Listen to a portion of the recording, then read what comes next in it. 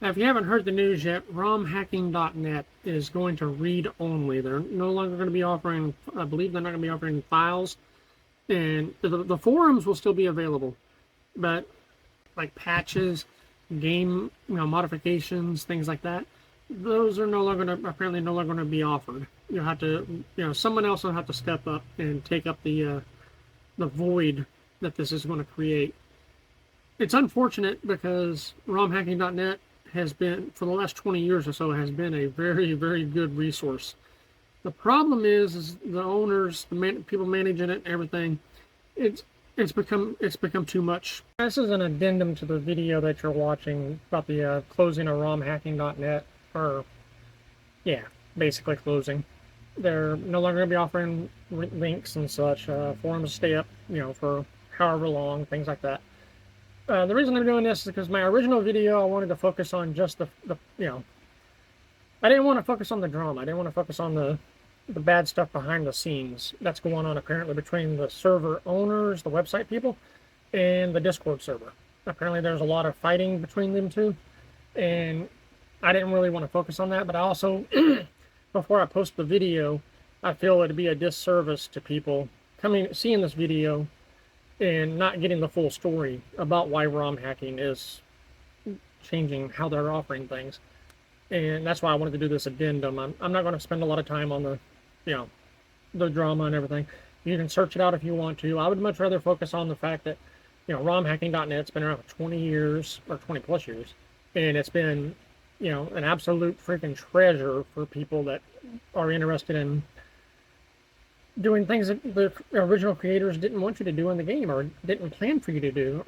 In life improvement hacks, translations of games we never received, improvements such as the Streets of Rage 2 stuff that I post here on this channel. Just tons of stuff like that. And ROMHacking.net made it so easy to find these things. And they're going to be missed. And if you want to look at the drama, you want to relish in it, whatever you do about other people's drama, if that's what you want to do, Google is your friend. Search it on YouTube.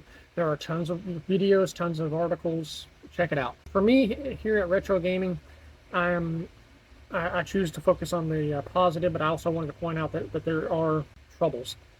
Just I won't be, wasting my time dredging up other people's dirt to manage by themselves. And that is completely 100% understandable. There's, something like this, it usually boils down to a handful of people at best trying to do everything. And that's just too much work for, for a small group of people. But there's very little money, if any money, in this type of, website. And so it's like, you can't hire staff, you can't hire developers, you're mounting, hosting costs and everything else. It's very hard to maintain a website this popular, this large, and that has this many people, sending in links and everything else on a small, well, no budget basically, and very little help. It sucks, but I mean, it is what it is. They do, according to RetroRGB, which is the article I'm sourcing this from, the forums will still remain up and things like that. They're transitioning to a news-only site. So basically, hack makers, modifiers, everything else, will have to find somewhere else to host the files. So that's, there won't be a hub where we can just go and download these files. We'll have, most people will probably use Google Drive, things like that, or other free hosting services.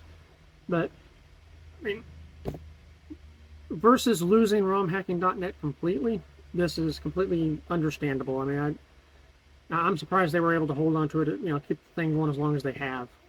Thanks for the memories, guys.